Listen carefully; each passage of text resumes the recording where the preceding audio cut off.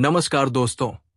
आज हम फिर से डूबेंगे उस चमकदार जादुई दुनिया में जो दीपावली की है। वो त्योहार जो न सिर्फ घरों को दियों से रोशन करता है, बल्कि हमारे दिलों में उम्मीद, समृद्धि और प्रेम की एक अनंत लौ जला देता है। कल्पना कीजिए, बाहर घना अंधेरा है, अमावस्या की काली रात, लेकिन आपके घर की हर दीवार, हर खिड़की, हर आंगन दियों की टिमटिमाती रोशनी से जगमगा रहा है। हवा में मिठाइयों की मीठी खुशबू घुली हुई है, पटाखों की हल्की गूंज और परिवार के सदस्यों की हंसी ठिठोली जो इस रात को और भी खास बना देती है। दीपावली या दिवाली हिंदू धर्म का वो महान उत्सव है जो हर साल कार्तिक मास की अमावस्या को आता है। और ये सिर्फ एक रात का जश्न नहीं, बल्कि 5 दिनों का एक पूरा उत्सव है। धनतेरस से शुरू होकर भाई दूज तक फैला हुआ। हर दिन की अपनी अनोखी कहानी है, अपना गहरा महत्व है और अपनी सदियों पुरानी परंपराएं हैं जो हमें हमारे पूर्वजों से जोड़ती है। लेकिन आज हम इस त्योहार की गहराइयों में और भी गहराई से उतरेंगे, खासकर स्त्रियों की भूमिका पर, क्योंकि दीपावली में स्त्रियां घर की आत्मा होती है। वे पूजा की थाली सजाती है, रंगोली से घर को सजाती है, मिठाइयों से सबके मुंह मीठे करती है और पूरे परिवार को एक सूत्र में बांधती है। फिर भी कुछ ऐसे सवाल हैं जो अक्सर मन को झकझोरते हैं, जैसे मासिक धर्म वाली स्त्रियां पूजा कर सकती है या नहीं? अगर नहीं करती तो क्या पाप लगेगा, क्या हानि होगी? और अगर करती तो क्या लाभ या दोष? इसी तरह दीपावली की इस पवित्र रात में शारीरिक संबंध बनाने से क्या होता है? क्या वो वर्जित है? क्या पाप लगता है या क्या कोई लाभ है? इन सबको हम आज इतनी गहराई से समझेंगे कि आप खुद को इस ज्ञान की धारा में बहता हुआ महसूस करेंगे। तो चलिए इस यात्रा को शुरू करते हैं, धीरे धीरे, गहराई से। सबसे पहले आइए दीपावली के जन्म की उस प्राचीन कहानी को फिर से जीवंत करें, जो हजारों साल पुरानी है लेकिन आज भी उतनी ही ताजा लगती है। रामायण काल में जब भगवान राम ने लंका के राजा रावण को हराकर 14 वर्षों के कठिन वनवास के बाद अयोध्या की धरती पर कदम रखा था, सोचिए उस पल को। पूरा शहर उल्लास से भर उठा। लोग घरों की छतों पर, दरवाजों के सामने, सड़कों के किनारे अनगिनत दिए जलाकर राम, सीता और लक्ष्मण का स्वागत कर रहे थे। वो रोशनी इतनी चमकदार थी कि अंधेरी अमावस्या की रात भी दिन जैसी लगने लगी। यही वो क्षण था जब दीपावली की परंपरा जन्मी, अंधकार पर प्रकाश की विजय का प्रतीक। लेकिन ये सिर्फ राम की वापसी की कहानी नहीं है। इसके पीछे और भी गहरी परतें हैं, जैसे समुद्र मंथन की कथा, जहां देवताओं और असुरों ने अमृत के लिए महासागर को मथा और उसमें से मां लक्ष्मी प्रकट हुई, धन और समृद्धि की देवी, जो भगवान विष्णु की पत्नी बनी। दीपावली पर हम लक्ष्मी पूजा इसलिए करते हैं क्योंकि ये उनका विशेष दिन है जब वे घरों में आती हैं और आशीर्वाद देती है। साथ ही भगवान गणेश को पूजते हैं, जो विघ्नहर्ता है और हर शुभ कार्य की शुरुआत करते हैं, और कुबेर जी को, जो धन के खजाने के रक्षक है। इन सब में स्त्रियों की भूमिका कितनी महत्वपूर्ण है। घर की स्त्रियां, चाहे वे विवाहित हों, अविवाहित, युवा या वृद्ध, पूजा की मुख्य धुरी होती है। गृहिणी तो विशेष रूप से लक्ष्मी का रूप मानी जाती है। वो घर साफ करती है, क्योंकि लक्ष्मी गंदे घर में नहीं आती। वो रंगोली बनाती है, जो समृद्धि का निमंत्रण है। वो मिठाइयां पकाती है, जो परिवार की मिठास बढ़ाती है। अविवाहित लड़कियां दिए सजाती है, गीत गाती है और त्योहार की रौनक को दोगुना करती है। वृद्ध स्त्रियां पुरानी कहानियां सुनाती है, जो हमें हमारी जड़ों से जोड़ती है। लेकिन यहां एक गहरा सवाल उठता है, क्या सभी स्त्रियां हर हाल में पूजा कर सकती हैं, खासकर जब मासिक धर्म का समय हो? दोस्तों, मासिक धर्म या पीरियड्स हिंदू धर्म में जीवन का एक प्राकृतिक और आवश्यक हिस्सा माना जाता है। लेकिन पारंपरिक रूप से इसे अशुद्धता या रजस्वला का समय कहा जाता है। ये धारणा कहां से आई? ये वेदों, पुराणों और शास्त्रों से निकली है, जैसे मनुस्मृति, गरुड़ पुराण या विष्णु पुराण में वर्णित है, जहां कहा गया है कि मासिक धर्म के दौरान स्त्री की ऊर्जा या प्राण शक्ति नीचे की ओर बहती है, जबकि पूजा एक ऊर्ध्वमुखी ऊर्जा की प्रक्रिया है, जहां हम देवताओं से जुड़ते हैं, ध्यान केंद्रित करते हैं और पवित्रता बनाए रखते हैं। कल्पना कीजिए, पूजा एक आध्यात्मिक यात्रा है जहां मन और शरीर की शुद्धि जरूरी है। अगर ऊर्जा का प्रवाह विपरीत हो तो वो असंतुलन पैदा कर सकता है, जैसे कि पूजा की शक्ति कम हो जाना या घर में नकारात्मक प्रभाव पड़ना। इसलिए शास्त्रों में स्पष्ट रूप से कहा गया है कि पीरियड्स के पहले 4 दिनों में स्त्रियां पूजा नहीं करें, मंदिर न जाएं, पूजा सामग्री न छुएं और नहीं व्रत या अनुष्ठान में भाग लें। अब दीपावली अमावस्या पर पड़ती है, जो चंद्रमा की अनुपस्थिति का दिन है। एक ऐसा समय जब ऊर्जाएं और भी संवेदनशील होती है। ऐसे में अगर किसी स्त्री को मासिक धर्म है तो क्या वो पूजा कर सकती है? पारंपरिक उत्तर है नहीं, बिल्कुल नहीं। वो घर के अन्य सदस्यों को पूजा करने दे सकती है, जैसे पति, बच्चे या अन्य महिलाएं जो इस स्थिति में न हों। लेकिन क्यों इतना सख्त नियम?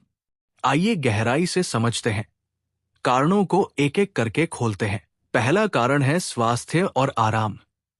पीरियड्स के दौरान स्त्रियां अक्सर दर्द, थकान, ऐंठन, मूड स्विंग्स और कमजोरी से गुजरती है। पूजा में घंटों खड़े रहना, मंत्र जपना, झुकना उठना, ये सब शारीरिक बोझ बढ़ा सकता है। प्राचीन काल में जब आधुनिक सैनिटरी पैड्स या दवाएं नहीं थी, ये नियम स्त्री को आराम देने के लिए बनाया गया था।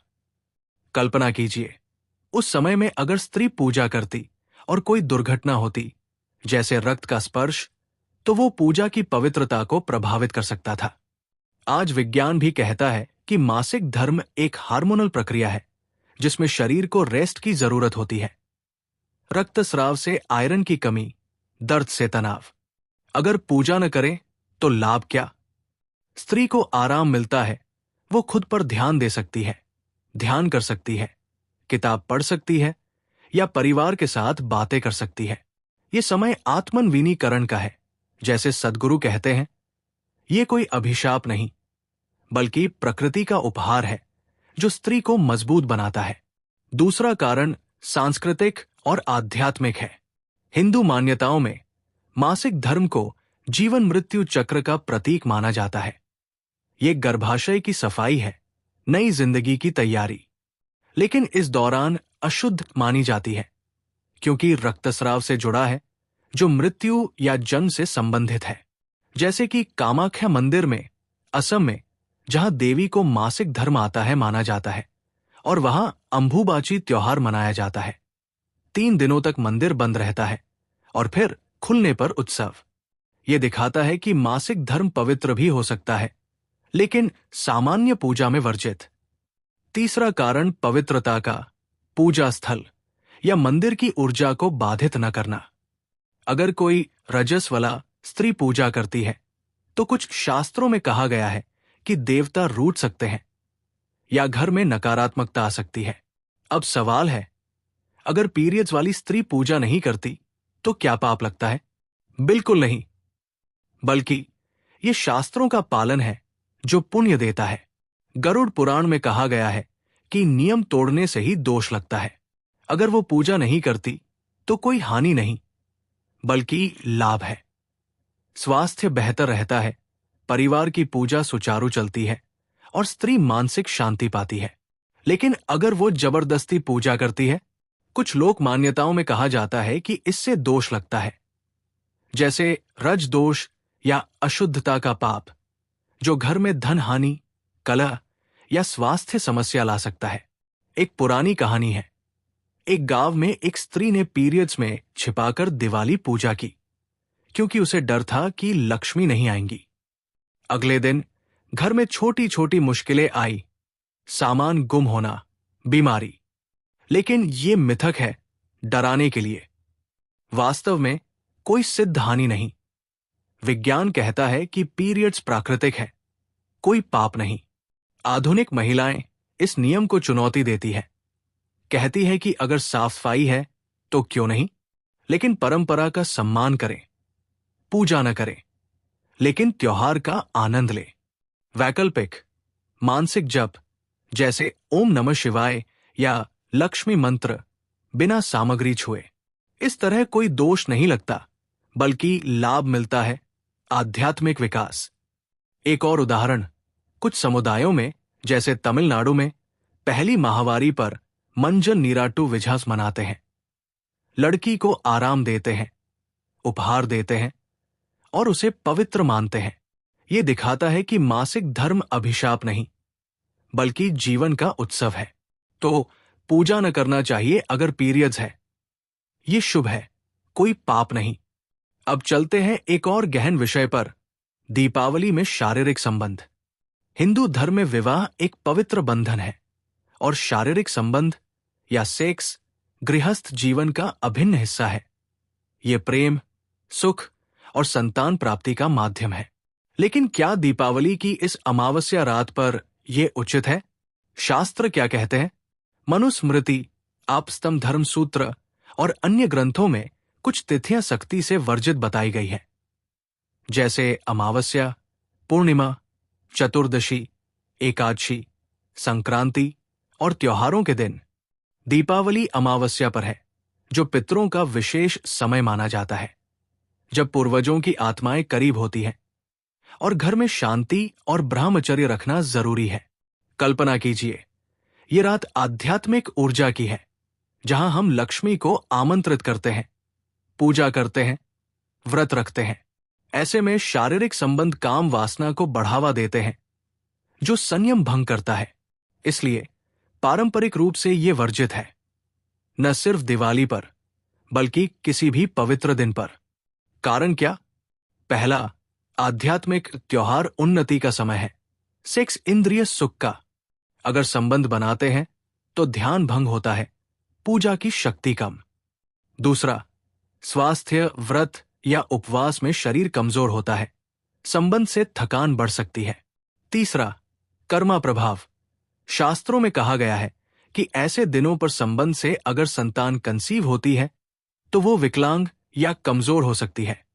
एक मिथक, लेकिन चेतावनी के रूप में। एक कहानी है, एक दंपत्ति ने दिवाली रात संबंध बनाए। अगले साल उनका बच्चा बीमार पैदा हुआ। लेकिन ये डराने वाली लोक कथा है। अगर संबंध बनाते हैं तो क्या पाप लगेगा? हाँ, कुछ शास्त्रों में इसे अधर्म का दोष या कामासक्ति का पाप कहा गया है, जो कर्मा को दूषित करता है। अगले जन्म में कष्ट या वर्तमान में घर में असंतुलन। हानि क्या? आध्यात्मिक स्तर पर संयम खोना, परिवार में तनाव या लक्ष्मी का रूठना।